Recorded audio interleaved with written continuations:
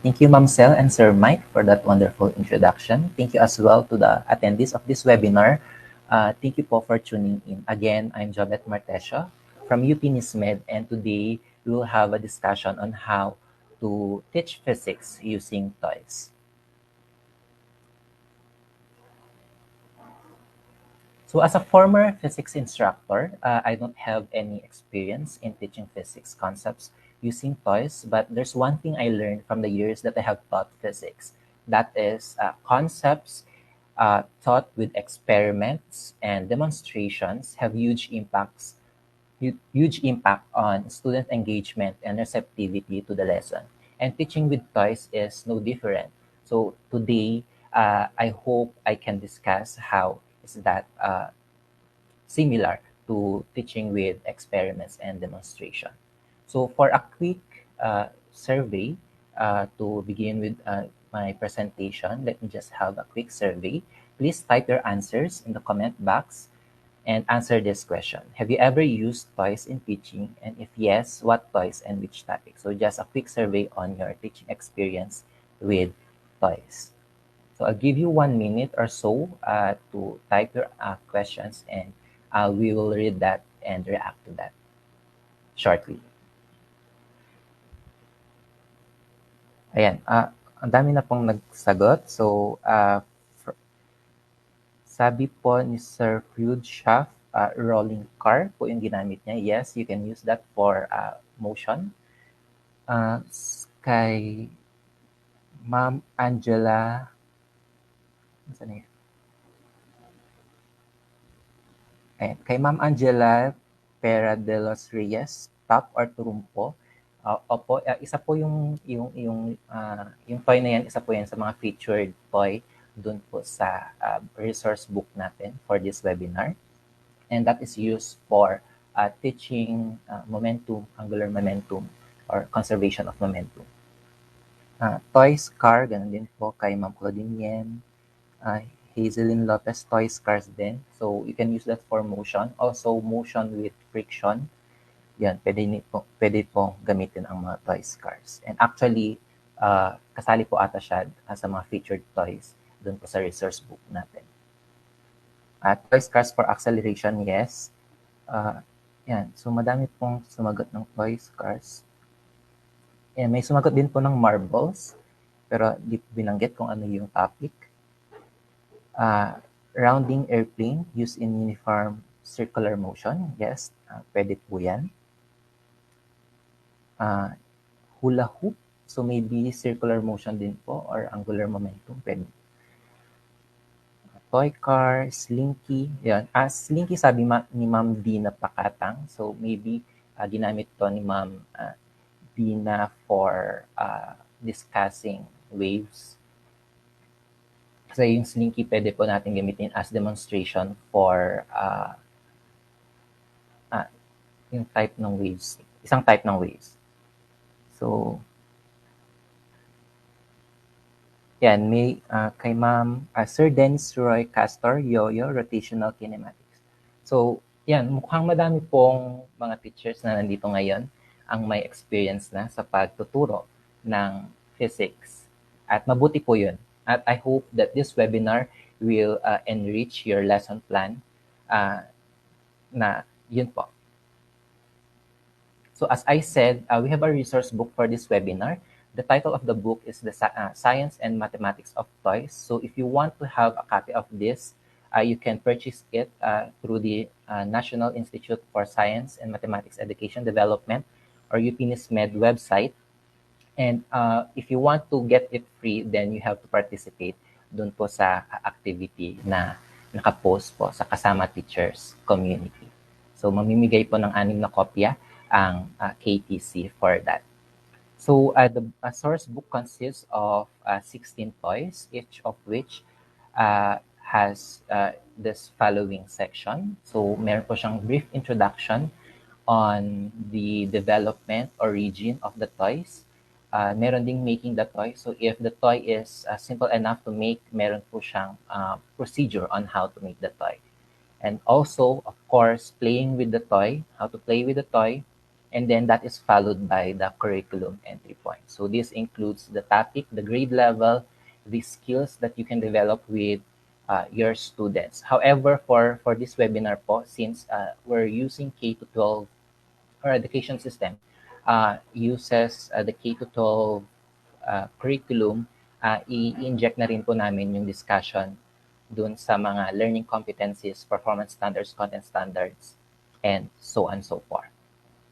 So, followed by that, meron pong learning activities. So, ito na po yung mga activity na kailangang gawin to achieve or to achieve yung mga curriculum entry points na nakakasaad po dun sa mga toys na ito. And then we have the scientific explanation, teaching hints or teaching tips for the teachers. So, for example, wala po kayo ng certain material, then they have tips po to how to navigate through that difficulty. And then have safety precaution if you're making the toy, and then references for each toy. So if you're curious sa mga toys na naka-feature sa book na ito po yung listahan. So as you can see, meron diyang bingo, breakthrough, sungka. So that can be used to teach mathematics concepts. Meron din po tayong luminous sticks, making bubbles that can be used to teach chemistry. But for this webinar, focus tayo sa physics. So for today, we will be discussing the magic slate, pick-up sticks, and the grown tube. And for next week, we will discuss paper plane kite, bamboo propeller. So pinagkaiban po nito, yung mga toys for December 17 includes how to make the toy. So for today, ito yung mga toy na pwede nating bilhin. And then can be already used for teaching and playing. So ano po yung objectives ng webinar na to? So let me just read the objectives. At the end of the webinar, you should be able to the participants should be able to acquaint themselves with a variety of toys that can be used to teach particular science and mathematics concepts, so specifically physics po. And apart from introducing these folk toys, popular toys to our teachers, we also want to motivate them to adapt and enrich the suggested learning activities that we will be discussing later. And apart from that, we want to motivate the teachers to develop additional lessons using other toys, specifically the toys that is popular in their community.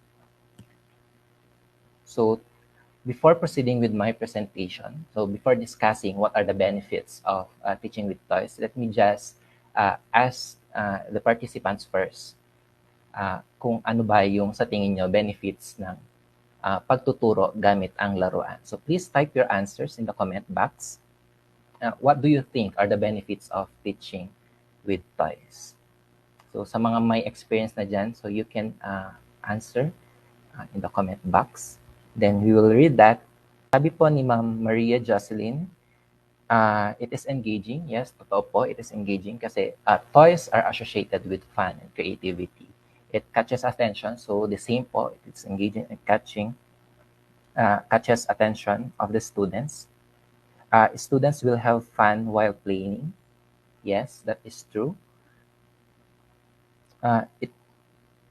It is interactive, sabi ni Ma'am Joanne Carabello. Yeah, that is also true. Realistic and engaging, sabi ni Ma'am May Flor Sincol.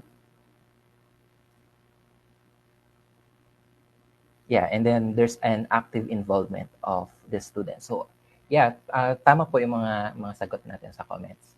And yun nga po, apart from that, doon sa mga sinabi ng mga participants natin, according to Stein and Miller, in their article Teaching with Toys, published in 1997, we want to use toys in teaching because, toys pique students' interest. Why? Sabi nga po dun sa mga comment, toys are associated with fun and playing. So, kapag nakakita sila ng toy, agad-agad parang nakakatch nyo yung attention nila. And that's a good indicator for a class. And also, toys can generate enthusiasm among students. And this enthusiasm is not generated by mindless, playful activity, but it is a result of students making connection between the toys and scientific concepts. So yung enthusiasm po nanggagaling dun sa pagko-connect nila nung experience nila with the toy with the scientific concept. So, mas natatatak sa isip nila kung ano yung concept na itinuro mo gamit yung toy na yun.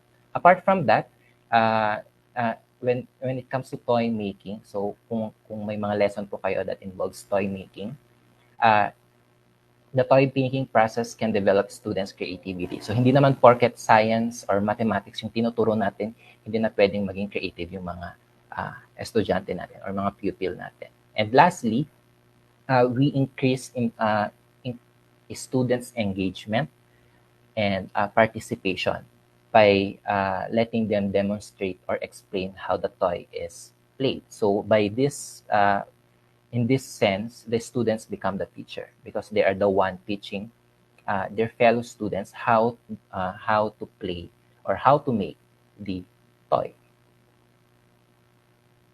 So that is from Stein and Miller. Pero mukhang madami naman pong may mga idea na po yung mga ibang teachers natin po sa webinar na ito. So for the first toy, so Magic Slate po yung i-feature natin. Ito po yung parang timeline ng naging ng mga popular Magic Slate throughout the years. So in the 50s, children use Magic Slate with carbon-lined surface topped with two sheets. One sheet sticks to the carbon surface. Then you can write anything on the surface or draw anything on the surface. And if you want to erase it, you just leave the surface. So hindi ko na po naabutan to. Ang naabutan ko po is this one, the Magic Slate that utilizes a magnetic material. Ito po yung i-feature natin for this webinar. And recently, just browsing over online shops, and may nakita din po ako na parang parang Magic Slate din po, which is an LCD tablet. So same din po, you can draw, you can write. Then if you want to erase it, you just have to press the button. So this is more of a high-tech Magic Slate. But for this webinar, again, yung Magic Slate that uses magnetic material po yung i-feature, i-discuss natin. Okay? So how to play with the slate? Okay, paki-highlight ako. Ayan. So, ito po yung nabili ko sa Lazada or Shopee. May mga around 50 pesos, 59 pesos, may mga ganun po. Pero ito po yung nabili ko medyo mahal. Nakita ko na lang yung mas mura nung nabili ko na siya. Pero may mga mura po. And of course, sa mga tiyangge, for sure, mas mura po yung mga ganitong type of toy. So this toy, you have the writing board. Then the slate comes with a pen. Okay, yung may pen po. So, tapos meron pa siyang parang metallic tip. And also, it comes with picture stamp na may shape po. So, yung picture stamp has the black part. So, yun po yung gagamitin to draw some pictures. So, to write something on the board, yun po, parang nag-write ka lang din. Pero wala pong tinta ito. So, i-explain po natin kung paano siya nag-write without an ink. And then, to write a drawing, so you can just use the picture stamp. So, for example, for this one, yung shape po niya is parang Mickey Mouse. Yan. Yan. Parang ganyan po. Okay, so to erase the drawing, you just have to slide yung sliding bar located at the bottom. Yun po, mawawala na siya, and then you can write on the surface again. Next slide. So, saan po natin to pwedeng ituro? At ano po yung mga pwede nating ituro with this toy? So, we scanned through the K-12 curriculum and we found out ito po yung mga nakita namin na suitable for this toy. So it is best for grades levels 3 and 4 under the content, force, grade 3, and effects of force on object. Of course, you can still use this for higher grade levels since yung konsepto ng force and effects of force on objects ay tinatalakay pa rin po for higher grade levels, nadadagdagan lang. Ayan, so the content standards are as follows. So, demonstrate understanding on the motion of the object. So, wala pong masyadong motion dito, but for this content standard comes along with a performance standard and learning competencies that is suitable for this toy. So, another content standard is the force that can change the shape, size. Force can change the shape, size, or movement of object. And the performance standard is to observe, describe, and investigate the movement of things around them. So here are the K-12 learning competencies and the most essential learning competencies. So yung items 1 to 4 po dyan is yung learning competencies at yung items 3 and 4, which is highlighted by light orange, are the most essential learning competencies as set by DepEd. So the first learning competency is to identify things that can make objects move, such as people, water, wind, and magnets. Emphasis on magnets. Describe the movement of objects for grade 3. Explain the effects of force applied to an object. And describe the force exerted by the magnets, grade 4. The skills you can develop with your students here is observing, comparing, and inferring, which is to deduce or conclude based on the presented facts or evidences.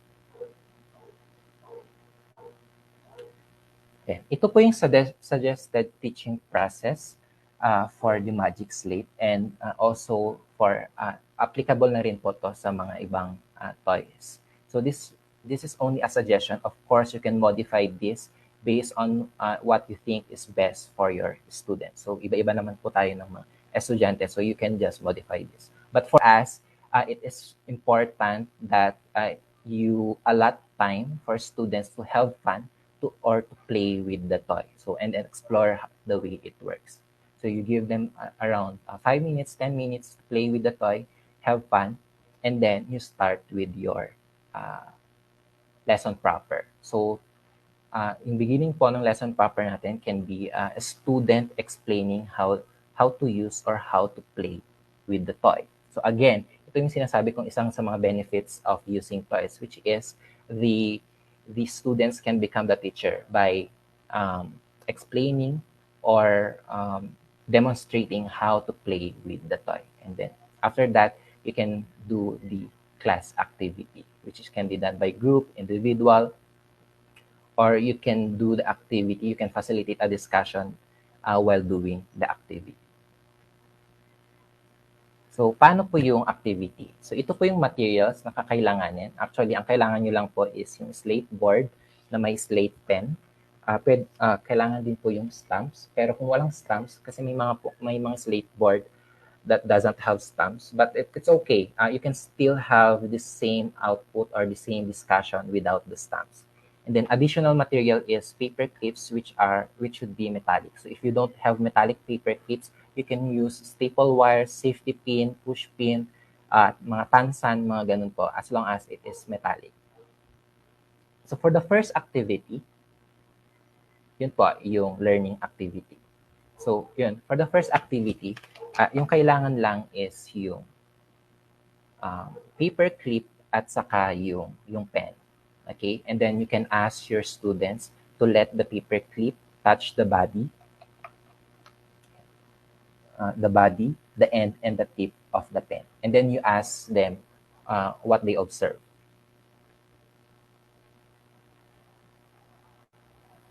Ayan po. So parang ganito po. You let them touch the body, the end, and then the tip.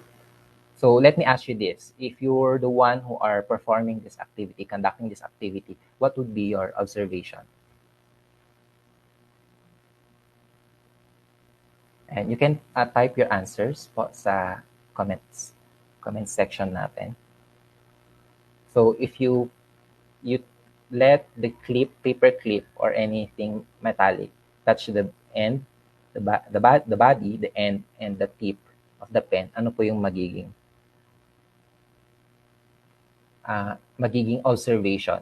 Observation pa lang po, wag po muna tayong mag-conclude.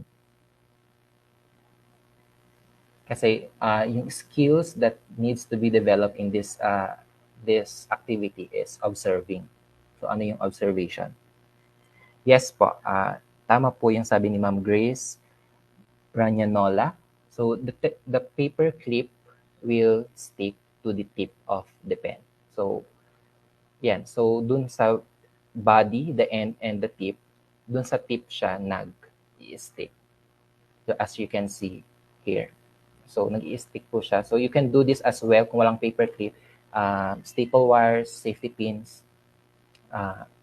mga tansan, ganun po. So yan po, yun po yung, ganun lang po kasimple yung activity, but you can make it more complex by doing multiple configurations. So you can use the stamps and the paper clips.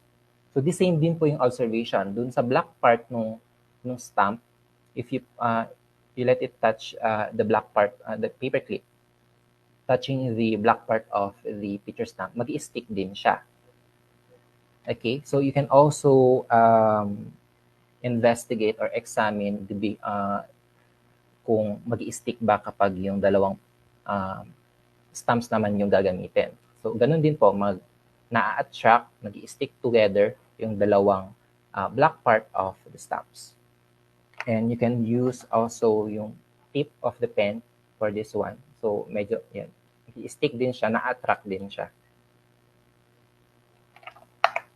So ano po yung discussion natin for this one? Of course, we will ask the students what would be their observations, about their observations, and dapat meron din tayong discussion for that. Okay, so for our discussion, the key concepts that we should be able to teach our students are as follows. So ito po yung first is the tip of the pen and the black part of the stamp are magnets. So from this activity alone, in-establish na natin na yung tip of the pen and the black part of the pen are magnets. Then you can ask why. So for those who have, for the students who have experience playing with magnets, they can answer that question by saying that magnets attract metal and other magnets. So, ganun po. So, from here, actually for this activity alone, na-achieve na natin yung mga learning competencies, which is yung most essential learning competency for grade 4 is to characterize a magnetic force. So, yun, from dun sa key concept na item number 2 alone, yan, meron na tayong discussion for that learning competency. So we're characterizing the magnetic force. So yung magnet attract metal and magnet attract other magnets. Okay? So yung first part, yung magnet attract metal, yung manifestation nun is yung tip of the pen and yung paper clip, or yung paper clip with the stamp. Yan po yung manifestation nun. The magnets attract other magnets. Ang manifestation nun is yung activity wherein you let the black part of the stamp stick together, and then saka yung pen at saka stamp. Okay? So, ganun lang po yung parang mga activities. Simple pero madami ka ng discussion na pwedeng gawin with your students. The other activity is this. So you challenge your students by letting them try to write their name using the pen, but the pen should not touch the slate surface. Okay, kasi yun po, kapag i-discuss nyo yung paano siya ginagamit, kailangan nakatouch. Parang yun yung demonstration natin. Pero for this activity, you have to to to challenge them to write or draw using the tip, but the tip should not touch the slate surface. Okay, so sa tingin nyo po, pwede po ba? Kaya po ba? Yes or no po? Kaya po bang gawin ng estudyante? Kaya po bang magsulat na hindi nagta-touch yung tip ng pen doon sa surface mismo? Yes or no po? Ayan. So, yes. The answer is yes. You can do that. So, ito po yung demonstration. Hindi po maganda yung angle ng pagka-shoot dito. Pero, yan po yun. Without touching this slate pen, you can still write on the magic slate. Okay? So, ano po yung discussion natin with this activity? So, again, we ask them for their observation. And the observation is the material under the surface is attracted to the tip of the pen. And then you can ask a question where is it necessary for the tip of the pen to touch the surface to write on it? And the answer is no. Okay? And then you can discuss that a magnetic force, yung force exerted by the magnets, which is the tip of the pen,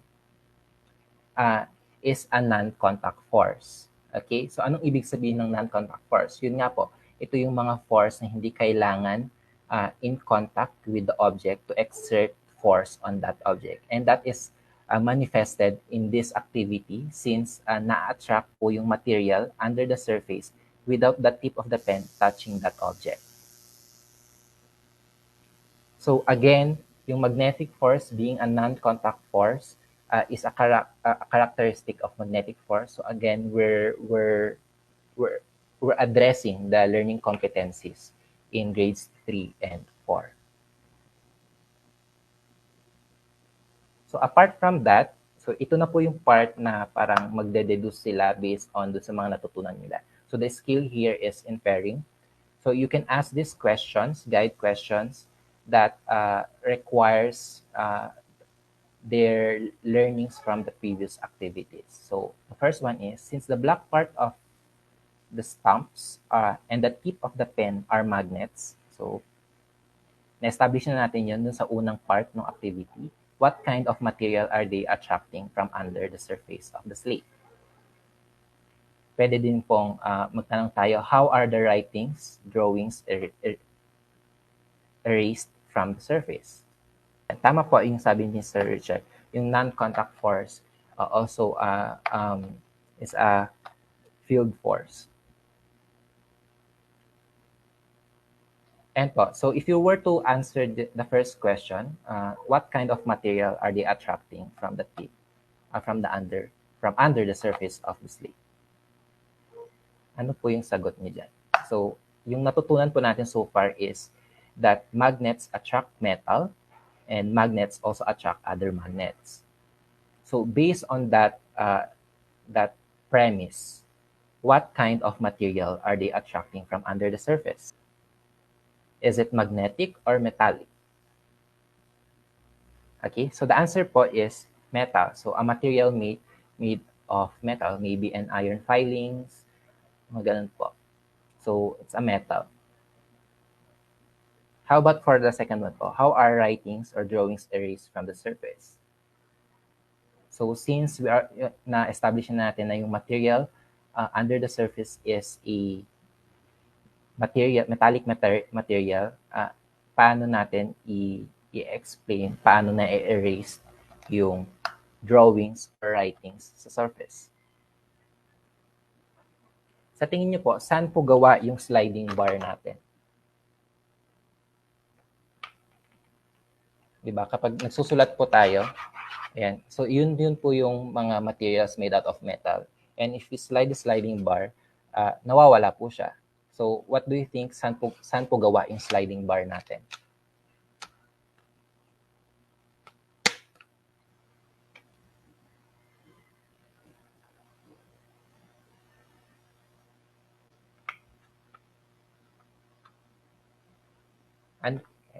Okay po. So,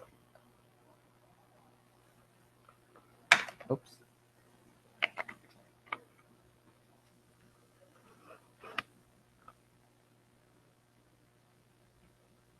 Yun po. Ano po yung sa tingin nyo, saan po gawa yung sliding bar natin? Bakit na kapag ni-slide natin yung sliding bar, nawawala po yung metallic material na nasa taas? Yes po, tama po yung sabi ni Ma'am Riz sa Bandal. So, yung yung sliding bar is made out of metal magnet. So, kaya po, yeah, kapag may writing po tayo, kapag nilagay po natin yung bar magnet, ay yung sliding bar, doon sa part na may sinulatan tayo, yung material na na-stuck po sa taas, ina-attract ulit po pababa ng sliding bar. Kaya nawawala po yung metallic material na nasa uh, magic slate. So, yun po. The sliding bar is a magnet too. It attracts the metallic material towards the lower surface. So again, sabi ko po kanina, the skill that you can develop with your students here is inferring, since they are drawing, they're answering the question based on the learnings from the previous activities.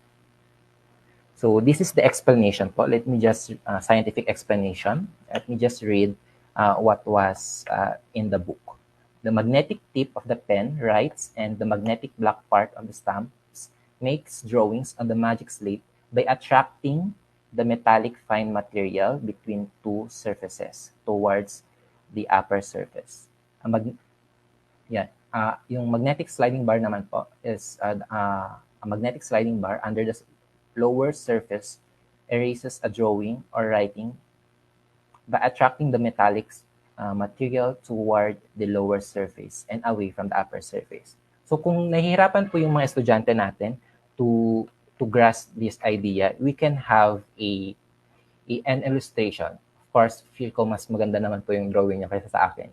Yan, ito po yung side view nung magic slate. And dun po sa magic slate, ito po yung surface ng magic slate. You have the upper surface and then the lower surface. And below this yung writing board natin is the sliding bar. Okay, of course, kung wala pong writing, lahat po ng metallic material is at the bottom of the yung board po, yung writing board. So parang naka-compartmentalize po siya para hindi stick together yung mga metallic material po natin dyan. So bakit po may compartments? Balik lang po ako dun sa slide ko kanina. Yun po, as you can see, there's a pattern here, hexagon pattern. So ito po yung mga compartments na nakalagay dun yung mga metallic material.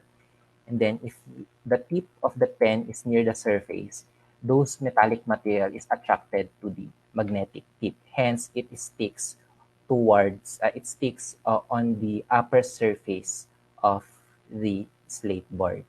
So dun po tayo nakakagawa ng drawing. So ganun po, may na-attract kang pataas kasi may magnet na malapit.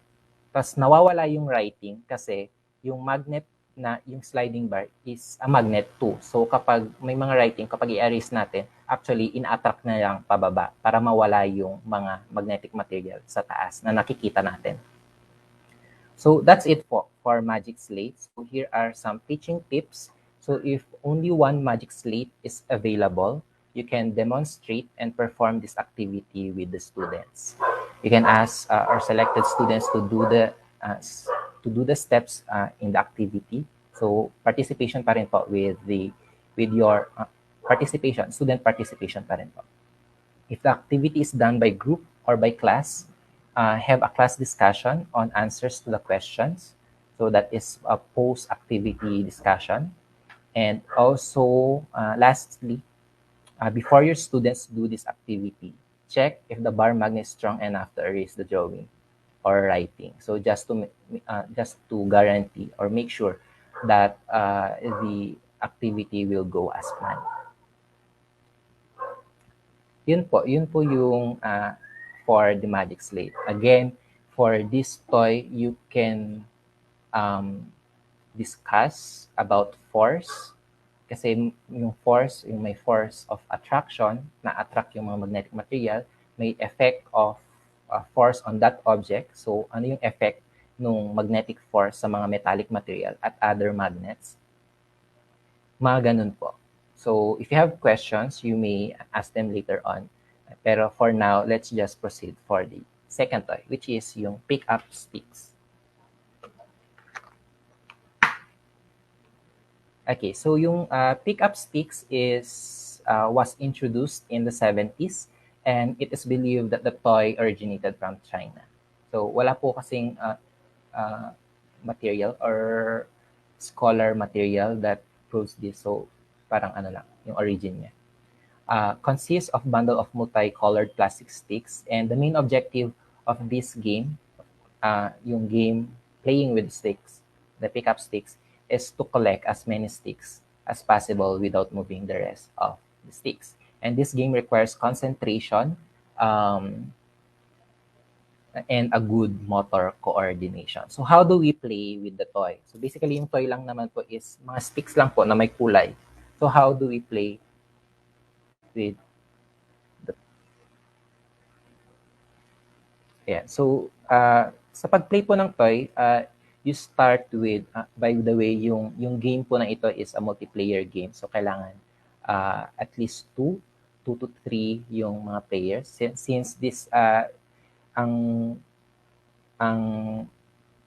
gusto naman po natin is to play with our students, or the students play this toy. So medyo madami naman po participants for that.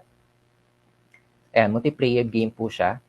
To start with the game, you just hold a bunch of sticks upright like this, and then rest the end of the sticks on a tabletop or floor.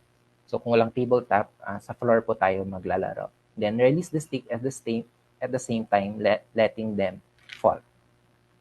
Yan, nahulog po yung iba. So parang ganun po. And then to start with the game, yun po, magpipick up lang po ng sticks one at a time from the pile without touching or moving the other stick.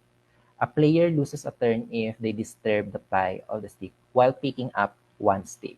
So say for example, this one, ayan, hindi po siya connected, hindi po siya in contact with the other stick. You can just push that away from the pile of the stick, or you just have to pull them. So push and pull po, mga ganun. So you can also pick up at the center. Kapag may mga sticks na on top of the other sticks, you can pick up at the center or using the end of the stick. Both ends of the stick. Pag may mga ganito po, kunyari ganyan, yung mga simple lang. Pag may mga ganyan pong sticks, yung the green one is on top of the red one, you can push the other end, and then magli-lift po yung ito, then you can just pick it up. So, not to disturb this stick. So, basically, ganun lang po. Medyo madali lang yung game. So, yeah, madali lang yung game. Ito po yung score guide for this game. If you have multicolored sticks, you can assign or designate score based on the color and also on the abundance or rarity of that color on the pile, on the collection. So say for example, if you have 14 yellow sticks and one black one, of course, you assign the yellow sticks to a lower score than the black one, since yung black one is a rare color in the pile. So ganito po. So kapag ganyan po yung mga sticks natin, we can designate scores based on the number of sticks present in that collection. Ang maganda din po na maganda sa part na ito, yung paggamit ng multicolored stick or yung pag-assign ng score, is that when they try to calculate,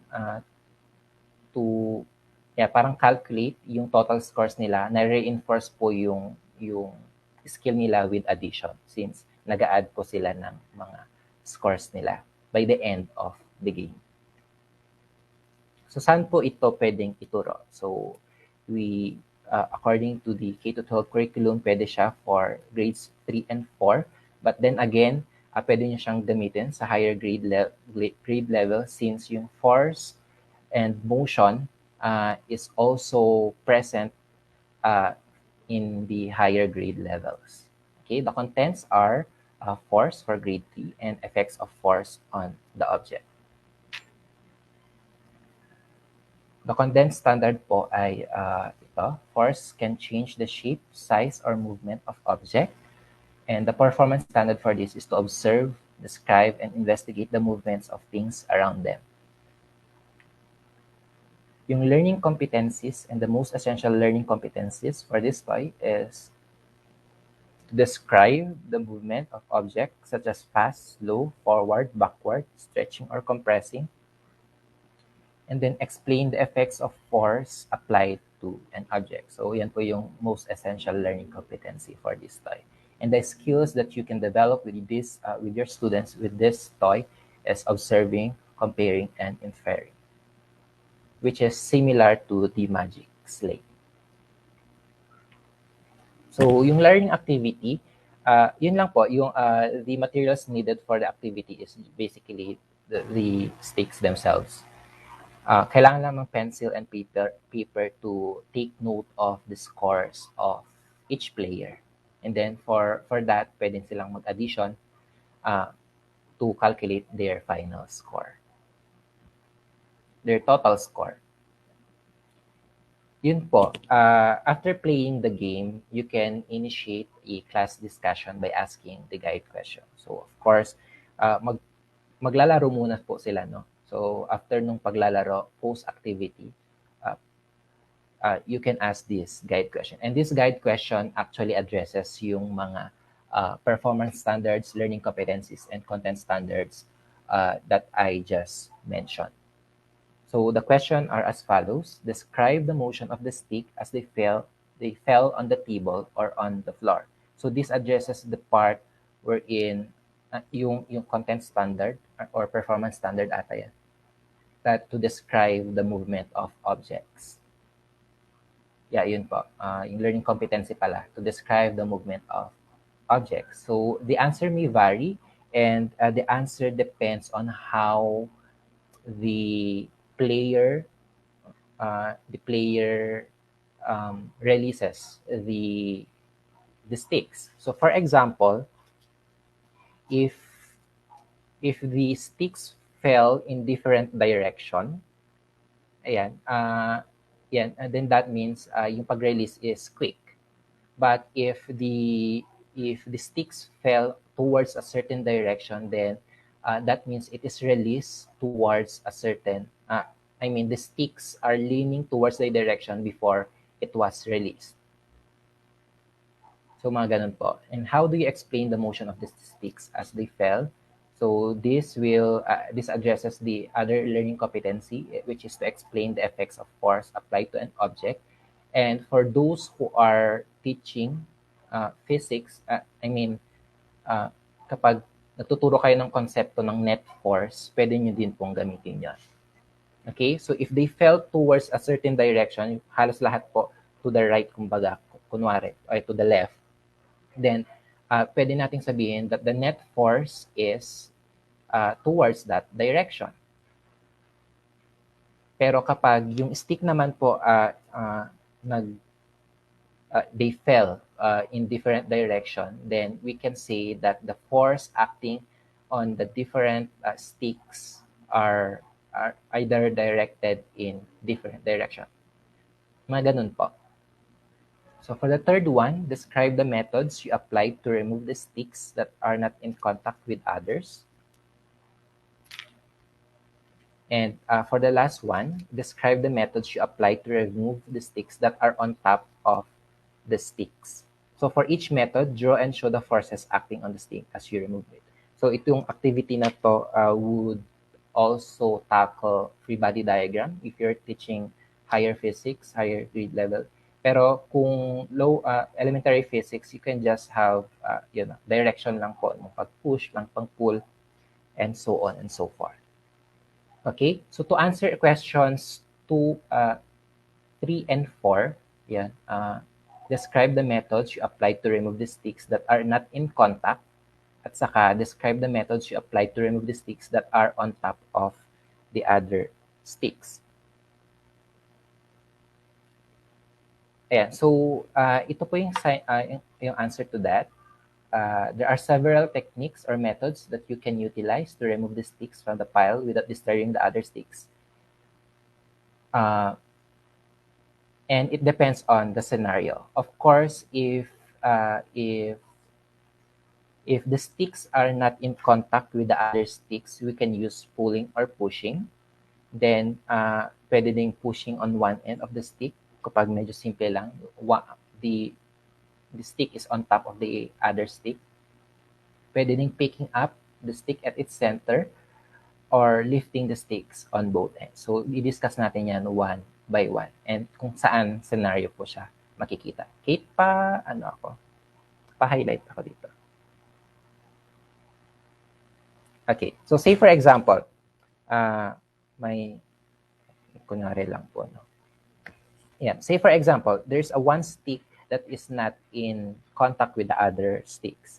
So, yung method po is best is pushing or pulling away from the sticks. And for grade 3, for grade level 3, diba, tinuturo po natin ang force as, yung konsepto ng force as pushing and pulling. So, pwede natin po yung gawing discussion for this toy. Okay? So, for grade 4, yung effects of force on different, effects of force on objects. So, yung pag-push or pull results to a motion, a linear motion of this object. So, mga ganong discussion po. Kapag may scenario naman po na may scenario that the stick is on top of the other stick, you can just push the other end, then magli-lift po ito, can then grab the other end of the stick. So doon po mas secure yung pagkuha natin for the stick. How about if the sticks are on top of the other stick? So one method is picking up the stick at its center or lifting the sticks. Yeah, picking up the sticks at the center. Nagalaw na po, pero parang ganun. Or yung lifting with both hands. Lifting on both ends. Okay, so ano po yung explanation? Bakit we want to pick the stick on top, at the center, or on both ends? So yung first muna, yung at the center, you can, sa mga, wala po ito, hindi po siya pang grade 3 or grade 4. Pero kung, if you're teaching physics, physics in higher grade level, you can use the concept of center of gravity or torque. Okay? So, say for example, if you, kasi kapag dito ka, dito mo siya pinick up, yung forces is balanced. Okay. So, if you're teaching this in grades 3 and 4, pwede na yun na explanation. Balance yung forces. Kasi if the forces are balanced and there's a net force on towards in the upward in the upwards direction, yun lang po yung magiging movement. However, kapag dito po nyo pinick up and pang grip nyo is not that solid, ang center of gravity po ng stick is at the center. So, which means effectively, the force acting, yung force po, yung force or yung weight, force due to gravity is effectively acting at its center. Okay? So, kapag may force ka dyan, the tendency is, if you don't have a solid grip, the tendency is this have yung stick mo mag-move such that it's magro-rotate, parang magro-rotate siya. So there's a net torque. So because of that, yan, magkakaroon ng unnecessary movement. If you have unnecessary movement, madidisturb yung pile. So yun po yung mga pwedeng explanation natin with this kind of playing style. So if you pick up the stick at the center, yung force is, you have force upward, which is yung force na ini-exert mo, and meron ding force downward, which is the force due to gravity. So again, ito yung sinasabi ko na balanced forces. So because of this, because the forces are balanced, we don't have unnecessary movement. So kapag walang unnecessary movement, then it is most probably that we don't disturb the other sticks. The same concept can be applied if both ends po yung pagkuha natin. If we leave the sticks on both ends. So yun po, yung pushing or pulling can be done if the sticks are not in contact with other sticks. We can push one end of the stick and get the other end, leave the other end.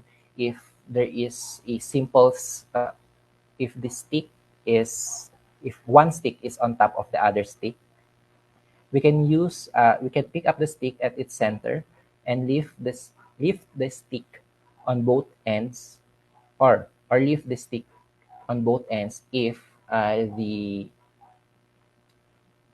stick is on top of a pile of sticks. So yun po yung mga different methods at kung ano yung mga konsepto po na pwede nating gamitin to discuss this type of activity. And the same concepts can be taught if we use the toy Jenga. Ayan, sa mga hindi po familiar sa Jenga,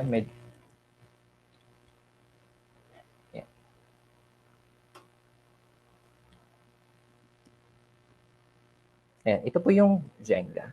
So, yung Jenga is a stack of wooden blocks. And each layer has 3 wooden blocks. Okay? So, yung orientation po niyan ay alternate. So, yung direction po, yung orientation ng blocks ay pa ganito. Yung susunod ay towards towards you.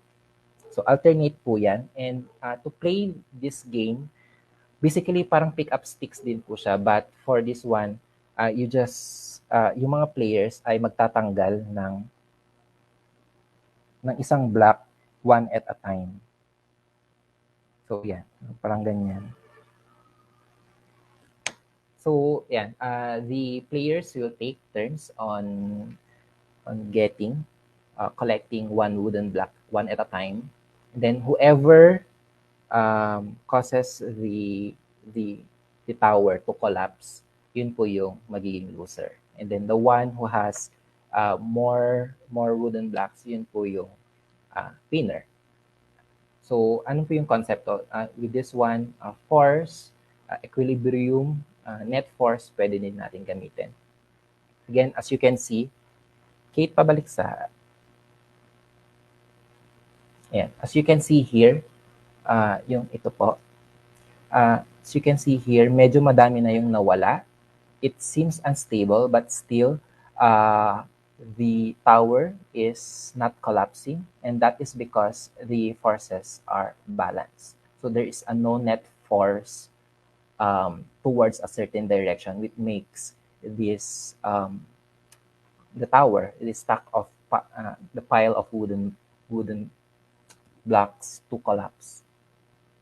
So, ganun po. So, that's for the second toy. For the last toy, ito po yung it plays with the auditory sense. So, the toys that produce sound appeal to children. They are not they're not only fun to play with, but they also give children a form of entertainment. As the name suggests, it produces a groaning sound of a person. So, ito po yung toy. Yeah. Ito po yung toy. So, it's a tube. Inside the tube is a cylinder. Kung kita nyo po yan. It's a cylinder. And this tube has an open end and a closed end. So, to play with this, you just have to invert this tube. Invert it. And then, magproproduce na siya ng ganong sound. Okay. So, actually, ganun lang po yan. How to play with the toy. So, for mga children po talaga yung gumagamit nito. So, saan po natin siya pwedeng gamitin? So, the grade levels are grade 3, 4, 7, or 12. Since may mga content po na about sound for these grade levels. You can also teach this you can also use this to teach about air pressure, which is on grade 12. Pero we're not sure, pwede po rin ata sa ibang grade level. So, sa mga physics teachers dyan, baka pwede nyo pong panggitin sa comment section kung saan pwedeng grade level gamitin to when we teach about air pressure. The contents that are as follows: sources and uses of sound, the characteristics of sound, and then the performance standard is apply the knowledge of sources and uses of sound. And these are the K-12 learning competencies. So one is describe sources of sound, enumerate uses of sound, describe the characteristic of sound. May katuli po yan, pero hindi ko na po nilagay. And explain sound production in human voice and how pitch, loudness, and quality of sound vary from one person to another. So for this learning competency, at least for yung activity na ipapakita ko, it addresses yung ito, explain sound production in human voice. You can use that to teach this part. So the skills that you can develop with your students are observing and inferring. So ito po yung material na kailangan. So basically, yung groaning tube lang po na kailangan removable yung ends. Unfortunately, yung nabili ko po naka-glue. So hindi ko matanggal at hindi ko po ma-recover, hindi ko makuha sa labas. Sa loob, yung cylinder po sa loob. But it is very important that the ends are removable so you can get the cylinder out of the tube. So for the learning activity, yun po, remove the cover at one end, then get the small cylinder inside it. Examine the small cylinder. So ito po yung itsura ng small cylinder inside the tube, and if you look closely, ito po yung structure nung loob ng small cylinder. Okay, so as you can see, the small cylinder has a hole at its center, and inside the cylinder, it has a curved plastic or metal. I don't know what material, parang more on plastic po siya. And then on top of that curved plastic is a plastic sheet. Okay, so let them examine. Maybe for your class activities, pwede din nyo kung ipa-drawing kung ano yung nakita nila sa loob para at least klaro sa kanila kung ano yung structure nung small cylinder, kung ano yung composition nung small cylinder. So you can ask them to blow air into either end of the cylinder, and yung observation doon is magkakaroon ng production of sound. And then you can ask this question: how do you think was sound produced when air was blown into the center of the cylinder? Ayan. May I ask the participants to answer this question? So given that this is the structure po ng cylinder, if you blow into that, may production po ng sound. So meron po tayong plastic sheet dyan, meron ding curved plastic metal, tapos merong hole sa center. So given that is yung structure ng cylinder, ano po yung bakit, how, or paano na-produce yung sound. Kung nasa Shopee po ata, sir, Shopee or Lazada, doon lang naman po ako bumili ng mga toys po for this one. Yan, sabi po ni Sir Richard sa Kaban, vibration. Yes po, that is correct. Yung vibration nung plastic sheet, specifically. So that produces the sound.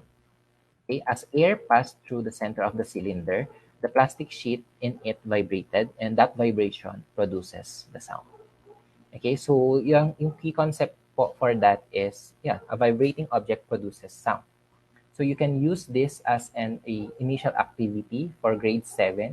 Kasi dun po sa grade 7, ang learning competency is to explain how humans produces sound. And we produce sound because our vocal cords vibrates as we expel air from our lungs or diaphragm. Okay, so di ba ganun po yung discussion natin? Yung vocal cords nagva-vibrates, that's why we produce sound, we make sound. So you can use this as well. So if you don't have grown tube, may mga squishy toy po na nagpo-produce ng sound, yung parang yung mga manok, meron po silang parang ganitong tsura sa may bandang paanan or sa may puwet, gano'n. Parang feel ko po ganun din po yung structure nung kung ano man po yung nakalagay dun sa mga squishy toys. Parang manok or duck, rubber duck, 'di ba? May mga sound po 'yon. I think ganun din po yung ano. As we squish them, we expel air, so that air causes the vibration dun sa material na 'yon, and then it produces sound. Ito pa yung sinasabi ko na we're not so sure kung saang grade level siya since it discusses about air pressure. And the key concept in discussing how the grown tube produces sound involves this particular concept. Yung air moves from high pressure to low pressure region. Okay, so tingnan po natin, ito po yung grown tube, ito po yung closed end, and then the open end. Okay? Pag in-invert natin po yung tube, yung cylinder will go down. Okay? As the cylinder go down, the air below the cylinder compresses. Okay? Kapag may air compression ka po dyan, then that means your pressure here is higher or increases. The air pressure here is increases. If you have increase in air pressure here, the air pressure below the cylinder is higher than the pressure above the cylinder. So you have a pressure difference here, higher pressure, lower pressure. So this means that air moves from bottom to top kasi nga dun yung lower pressure region. So as that happens, yun po, yung air passes through the cylinder which causes the plastic sheet to vibrate, and that vibration causes or produces sound. So yun po yung discussion on the grown tube. Okay? So mas mataas yung pressure pag bumababa yung cylinder dito. So it pushes the air upwards. So as the air passes through the cylinder, nagkakaroon ng vibration, hence sound. Okay? How do you facilitate this type of discussion? So according to the book, you may remove the lid with the closed end and invert the tube and try to generate the closing sound. So basically po, ito po yung open end and ito yung closed end. So tanggalin nyo lang yung ito, tanggalin nyo lang to, and then you try to invert the tube and ask for observation. And the observation would be there's no sound produced when both ends are open. Okay, so why do you think was sound not produced when both ends are open? Yeah, actually po, yan, yung rubber duck, yung torotot, yun nga po, may mga ganun din po yung mga torotot. So you can use that as well. Yung mga gagamitin nyo sa New Year, you can use that for your physics class or science class. So anyway, sa mga participants, can you answer this? Why do you think sound was not produced when both ends are open? So you can use yung concept po na ito. Ano po, bakit po sa tingin nyo wala pong sound na na-produce?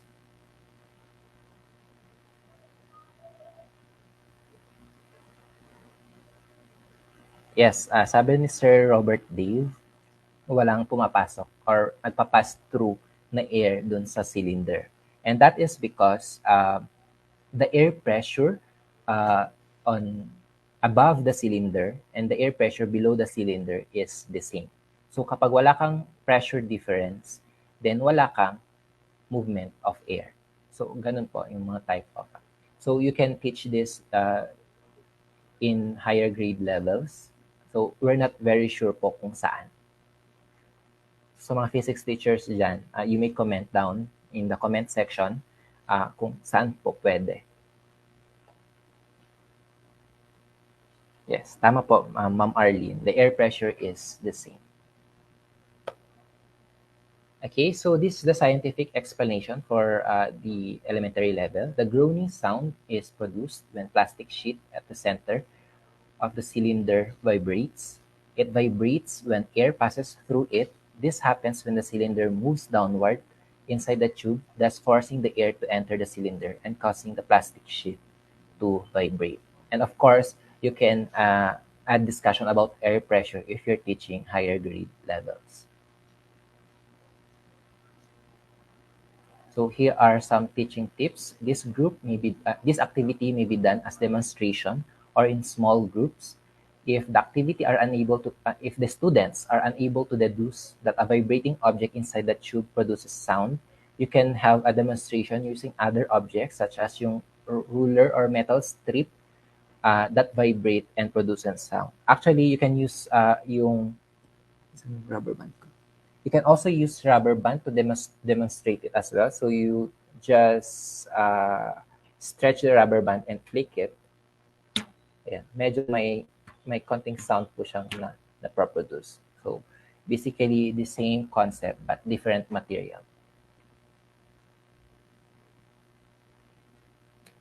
So hindi naman po lahat lalo ngayon back to school na. So some are still teaching in a remote setup. So here are some teaching tips on how to conduct activities or to implement lesson plan in a remote setup. So prepare an activity along with the procedure on how to conduct the activity and send it to your students. Let the students perform the activity at home and answer the guide questions. Kung yung mga estudyante nyo po mahilig sa mag-take ng videos, then the students can take a video of themselves working on the activity and describing and explaining their answer. And during the asynchronous session, students discuss the students' answers to the guide question. Have them share their videos in breakout groups. So sa lahat po ng toys na present today, we showed that the toys can be used in many ways. Okay, so one of which is toys can be used as devices that draw student attention to a new concept or lesson. Okay, so yan, pag nakakita sila ng toy, uy, maglalaro tayo. This will be fun. So you catches or you get their attention initially pa lang dun sa class discussion nyo. Second is to use toys as mnemonic devices to help students remember concepts. So with this kind of activities, say for example dun sa groaning tube, pag nakakita sila ng groaning tube, may nagva-vibrate sa loob, kaya may sound. So yung konsepto na yon naka-attach na po dun sa toy na yon. And I think mas nagre-retain yung mga ganong concept sa kanila kapag may na-attach nila to certain things that they have experienced in. And also as tools for experimentation and problem solving. So you can develop a lesson plan that have a procedure on how to conduct the activities. So basically experimentation yun. And lastly, as visual aids to simplify a difficult concept. And that is according to Stein and Miller in their article, Teaching with Toys. So with all this function, why should we use toys? So just to gauge kung ano po yung mga natutunan natin dito, kindly comment ano yung mga benefits ng toys? Why should we use them in teaching physics or science and mathematics in general? Yes, learning is fun. Tama po yun. We are using toys because learning is fun, and using toys definitely adds fun to the class discussion. It is student-centered since, yes, tama po. It is student-centered learning since most of the activity revolves on how the students use or play with the toys. Get the interest? Yes po. Yan, so madami po actually. So, but according to Stein and Miller, we use toy because it is relatively inexpensive.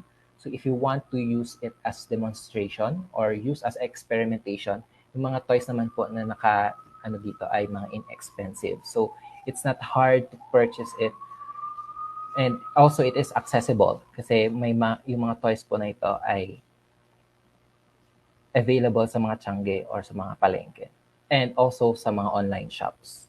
It is reusable, so if you're planning to use it again for next year or for different classes, you can use that. So it is environment friendly.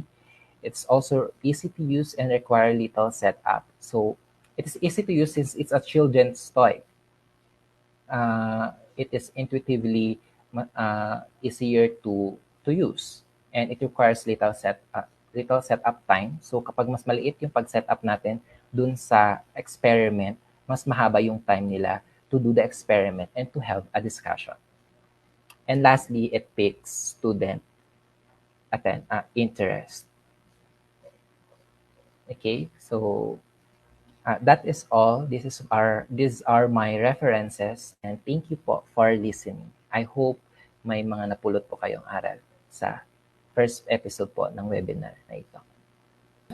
Nung bata ka, ano ang mga laruan na nilaro mo na nung tumanda ka or nung nag-grow up ka, napagtanto mo na natutunan ko ito nung bata ako sa mga laruan na ito. Kumbaga parang naturally, ito yung mga laruan na nilalaro mo nung bata ka. Pero growing up, nung natututo ka na pagtanto mo na hindi ito yung unang pagkakataon na natutunan ko itong konseptong ito. Nilaro ko na ito nung bata ako. May ganun kang episode, Sir Jobeth.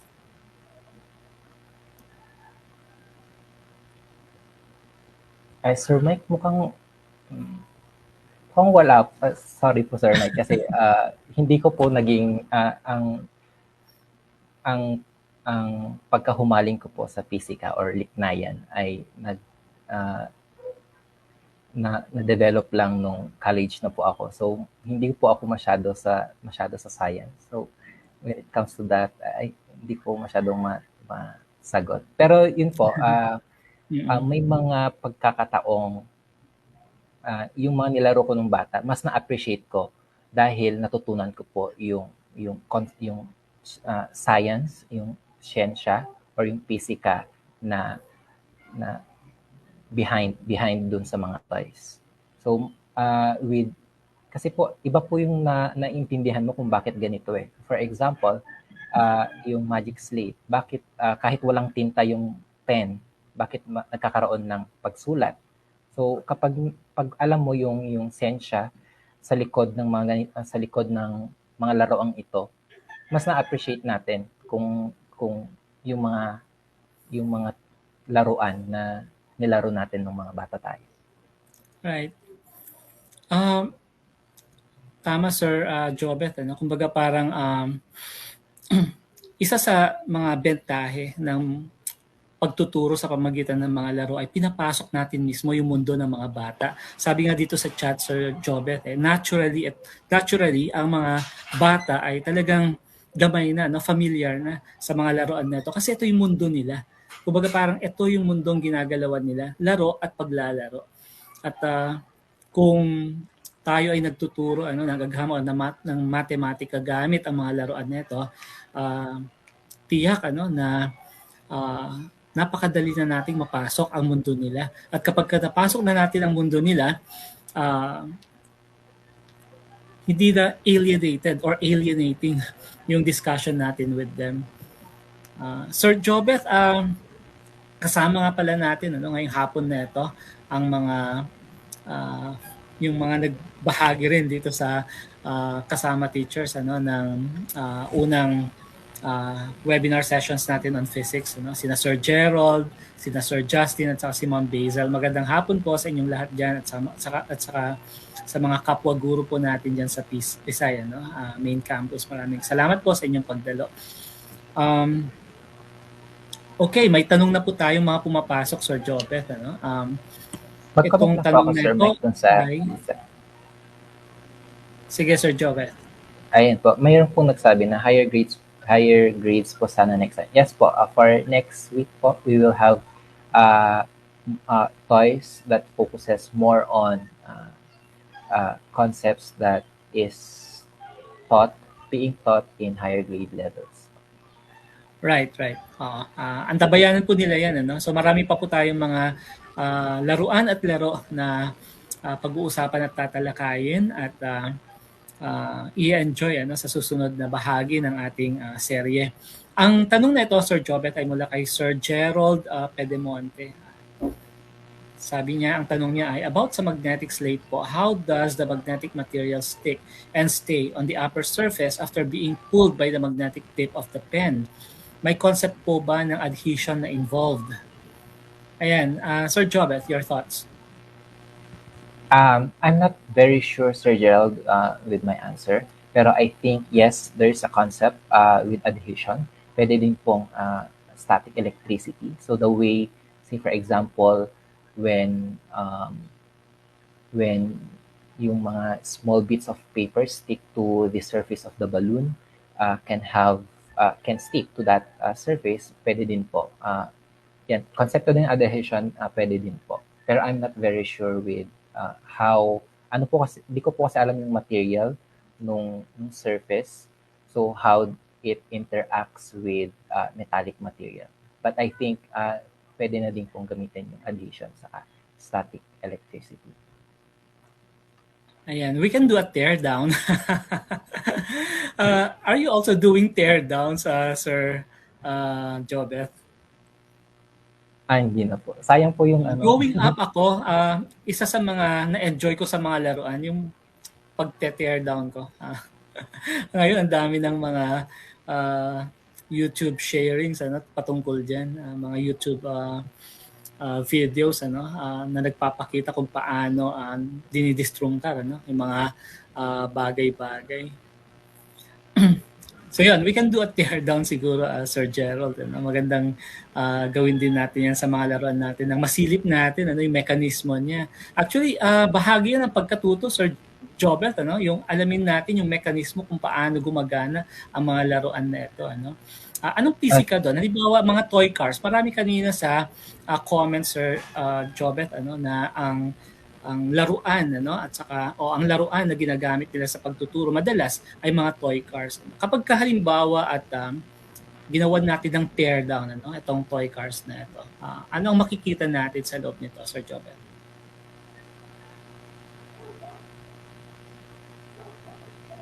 Sa mga toy cars po, ay yung paggamit po ng toy car kasi sa pagtuturo ng physics, ginagamit po siya sa motion, acceleration.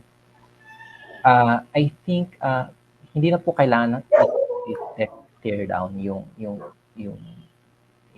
car kasi ang kailangan lang po nating malaman is yung interaction ng surface nung kunyari yung wheels nung mga cars with the surface na kung saan doon sila pinapaandar. So, say for example, for grade 6, ang learning competency po doon is motion with friction. So, yun, kapag pinaandar natin yung isang laruan, may mga point na titigil siya. And that is because of friction. And friction dissipates energy. So, yung energy po na galing dun sa toy, parang nawawala. Hindi naman sa nawawala, na-transform sa ibang form dahil sa friction. So, say for example, nata-transform yung energy ng car, yung kinetic energy ng car, sa heat energy kasi medyo umiinit po yung wheels. Parang ganun po. Ayan, speaking of tear downs, Sir Jobeth, ano, sabi ni Sir Mark, yung electric motor daw ng toy car ay pwedeng gamitin ano sa grade 10 physics. Ayan. Na-review mo ba, Sir Jobeth, yung curriculum entry point natin for this sa grade 10 physics? Grade 10. If that, we can reserve this. Na-scan through ko yan, pero hindi ko po masyadong tinutukan. Pero yun po, may mga, yes po, I think meron din po konsepto doon ng pag... Ay, hindi ko po. Hindi, wag mo muna. Sige, wag na lang po Oo. muna. Hindi ko po Yeah, maalala eh. oo. At mukhang marami sa mga kasama natin ngayong hapon na ito ang nagte-tear down din ano ng mga laruan ano. Ah, okay, may tanong Ayan po, dito. sabi po ni Ang Ma'am tanong ito ay Basil, mula kay Ma'am kapag nag-tear Arlene. down, ayan, Go ahead, Sir Jobet. You're saying? sige po, sagutin pa na lang po muna natin si Ma'am Arlene. Sige. Itong tanong na ito, no? Any suggested activity po para sa electromagnetic wave topic using toys as the material? Ito po ay mula kay Ma'am Arlene Ibanez. Sir Jobet? Wait lang po. Let me just check.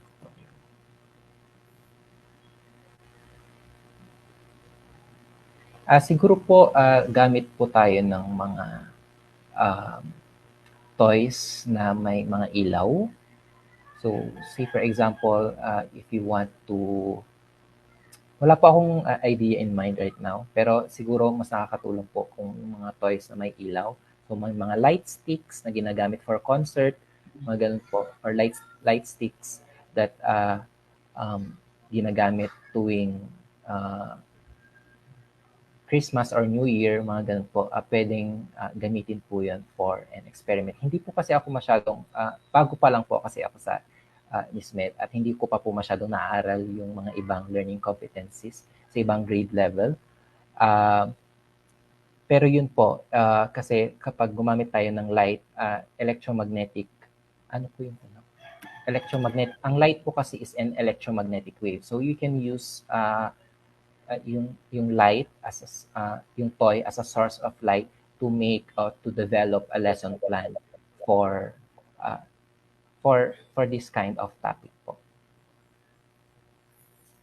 Okay, thank you sir so much Sir Jovet sa sagot mong yan. Actually po, ang galing po ng mga ibang teachers, sila po yung sumasagot on my behalf. Yes, Sabi po Sir Gerald indeed. Pedemonte, pwede pong gamitin ang flashlight na may cover, tapos pinhole sa cover to produce approximately a point light source. Tapos pwede na pong i-observe ang intensity, brightness ng source using screen that moves away from the source, intensity of electromagnetic from the source. Intensity of electromagnetic waves decreases dramatically with the distance 1/r squared. Yun po, gaya ko pong sabi, parang flashlight or pwede din po yung mga toys, mga light sticks na ginagamit po ng mga bata. Maraming salamat, Sir Gerald, sa pagbabahagi mo nito. Si Sir Gerald, Sir Jobeth, ay naging resource speaker natin yan nung mga nakaraang physics webinar series natin. At alam ko, nasundan mo yun, yung serye na yun. Guru siya ng Philippine Science High School. Ayan. Okay, marami pang mga komento dito, Sir Jobet, mukhang si Ma'am Basil ay kahalintulad ko rin na paborito rin na sabi ni Ma'am Basil dito, paborito kong gawin sa toy cars is tanggalin yung dynamo sa loob. Pareho tayo dyan, Ma'am Basil. At dagdag niya, may iba ding toy cars na may spring mechanism, lalo na yung mga may key mechanism. Right. Oo. Maraming ang mga ganito ngayon, sabi ni Ma'am Sel, okay, yeah. Totoo, Ma'am Sel, nagpapasalamat tayo sa mga kasama natin mula sa Pisay, na nagboluntaryo na rin, na tumulong sa ating Q&A. Sir Jobeth, mukhang baptism of fire mo ba ito? Ayan, magandang pagpapakilala natin ito kay Sir Jobeth. Magandang pagpapakilala ito sa iyo, Sir Jobeth. Si Sir Jobeth ay bagong kasama namin sa UP NISMED at kabahagi siya ng grupo ng Information Science. Nakinabibilangan din ni Ma'am Celia na tagapagpadaloy din natin sa hapong ito. Okay, yung mga iba po sa inyo na may mga katanungan pa, pwede pong isulat sa chat box ang inyong mga tanong at bibigyan daan po natin ito ang pagsagot sa mga tanong na ito. So malaya po tayong sulat ng mga tanong sa ating chat box at kapag may oras pa po ay tutugunan ito ng ating resource speaker para sa hapong ito na si Sir Jobeth. Okay, may komento dito Sir Jobeth mula kay Sir Noel, Psycho. Wave generator, sabi. This is about wave generator. Barbecue sticks, marshmallows, weights for both end, scotch tape, duct tape for the concept of the characteristics of a wave. Ayan. So I think ito ay tugon din dun sa unang tanong na humihingi ng mga activities gamit ang mga laruan sa pagtuturo ng electromagnetic waves. Pero ito ay ano to Sir Jobet? Lahat ba ito ng uri ng wave? Hindi po siguro, sir. So pwedeng tumumbok din ito sa electromagnetic wave lesson na pwedeng gamitan ng laruan. Pwede siguro, Sir Mike, pag kunyari di-discuss sila ng standing wave, mga ganun po. Or Could you imagine how this works? Hindi ko po ma-figure out Na-imagine mo, Sir Jobet? Hindi po, Sir Mike. Pero I think more on yung sa mga standing wave po ito, mga ganun. Kasi wave generator po eh. So, ayan, Sir Noel, baka naman gusto niyo baka gusto niyo pong i-expound itong activity na ito. Mukhang napaka interesting po nitong laruan na ito, mukhang do it yourself ito na laruan at mukhang magandang sundan. Sige.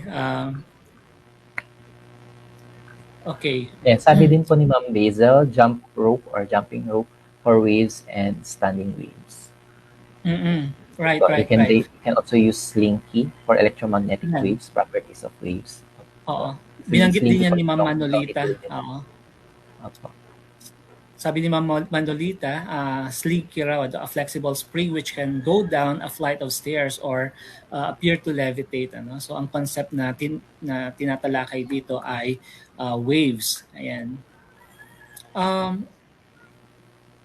Have you encountered this, Sir Jobeth? Ito ay mula kay Ma'am Manolita Oligo. Balancing bird. A plastic bird that is balanced by its beak.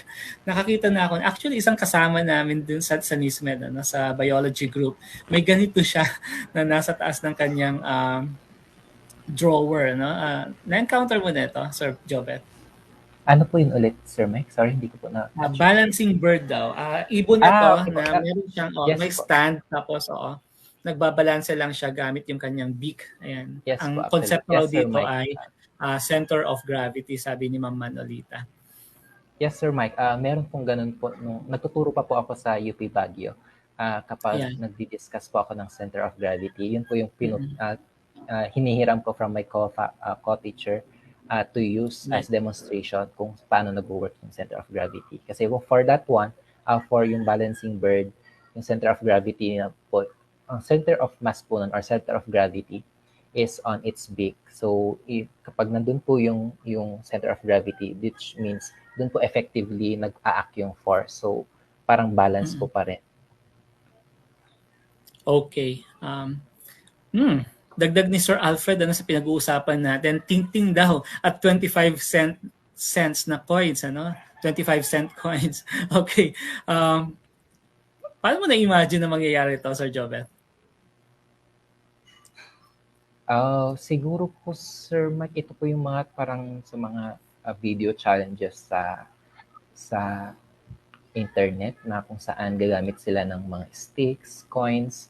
Actually, may gumagamit din po ng forks, mga tinidor to balance to balance yung mga fork or yung walis tingting. So yun po center of gravity pa rin po. Kasi or yung konsepto na pwedeng ito sabi ni Sir Gerald, yung tatay daw niya dati dahil wala siyang balancing bird toy, so ginawan siya ng improvised version ng gamit ang kutsara at tinidor. Tapos posporo. Wow. ito yung sinasabi mo rin. Minsan coin din po yung ginagamit. Right. Awesome. Okay, so here's a question from Ma'am Manolita, Sir Jobeth. Can you give some examples of inexpensive physics toys? Siguro other than those you've already shown, that can be used for demonstrations and hands-on activities. Yes, Ma'am Malalita. For next meeting, we will be Ayan, featuring yung bamboo propeller, yung kite, at okay. saka yung paper plane. These are toys that can be made using yung mga papers lang or yung mga bamboo sticks.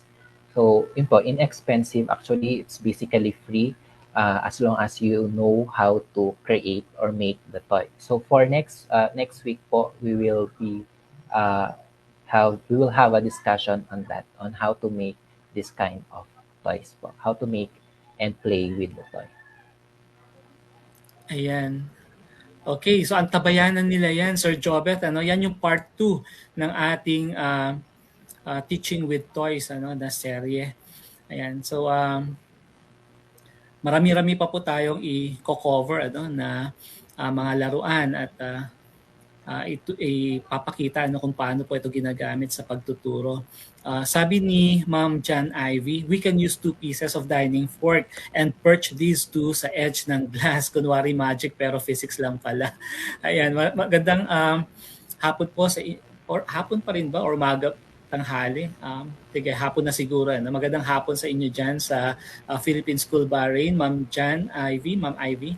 Nakita rin namin kanina si Ma'am Abigail ng Philippine School Bahrain din. Magandang hapon po sa inyong lahat dyan. Okay, Sabi so din po ni Ma'am Hazel, Sir Mike, madami din pong pwedeng yes. gawing toys from papers, not only paper planes. And chat ko po kayo Ma'am Hazel para ma-include natin yan for the next webinar episode po. Wow, that's something to look forward to. Sige nga, Sir Jobeth. Oh. Maganda yan, maganda yan. Kontakin natin si Ma'am Basil. Alamin natin sa kanya kung paano ito at nang may bahagi rin natin ito sa susunod na bahagi ng ating serye. Okay, so mukhang yun lang ang mga tanong ano Sir Jobeth. Well, actually marami-rami na rin yun ano at maraming salamat sa mga kasama teachers ano sa mga nakabahagi natin sa session natin ngayong hapon na ito at napaka-engaged nila Sir Jobeth. Ano, lahat ng mga tanong mo ay natugunan nila at syempre ang mga tanong nila ay talagang very challenging din ano at batid natin matingkad ano mula sa bahagi na ng mga tanong at sagot na ang mga kasama natin ng mga guro ngayong hapon na ito ay talagang may mahaba at malalim na rin ano na karanasan sa pagtuturo gamit ang mga laruan. At maraming salamat po sa pagbabahagi ninyo ng inyong mga karanasan. Ano? Mahalaga po ang danas na ito na maibahagi natin sa kapwa-guro natin. At yan po ang esensya ng ating pagiging isang komunidad na tayo ay nagbabahagi na ng kaalaman at natututo sa isa't isa. So muli maraming salamat Sir Jobeth sa pagbabahagi mo sa at sa aming lahat ano ng iyong oras at expertise.